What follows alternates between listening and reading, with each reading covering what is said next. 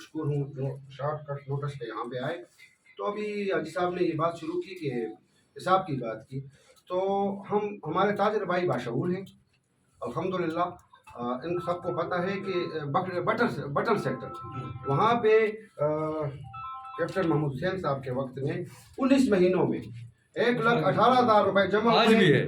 آج بھی ہیں وہ امانتاً پڑے ہوئے، اور ساتھ کسی کو پتہ نہیں ہے کہ ایک پسٹل بھی پڑا ہوا ہے.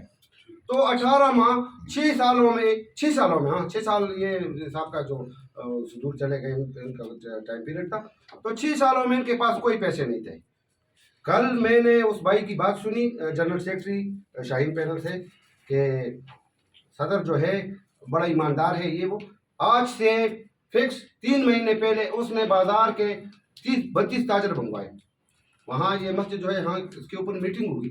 میٹنگ کے اوپر اس نے کہا جی کہ میں نے اس پینل سے علادہ ہونا ہے. تو دوستوں نے پوچھا میں نام بھی لوں گا. وزیر نے بولا کہ آپ کیوں اس سے پیچھے ہو رہے ہیں؟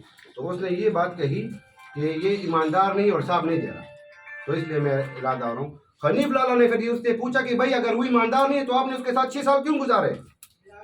ٹھیک ہے 6 سال آپ نے گزارے، آج آپ کو یاد آیا کہ یہ ایماندار ہے.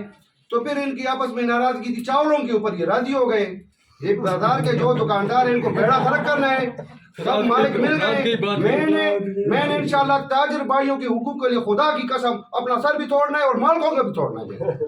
اچھا بات سنیں، آپ نے جو یہ بات کی کہ بھائی کل تک وہ یہ کہہ رہے تھے، دیکھیں اختلافات تو بھائیوں میں بھی آ سکتے ہیں اور باپ بیٹے میں بھی آ سکتے ہیں، لیکن مصلحت ہوتی ہے.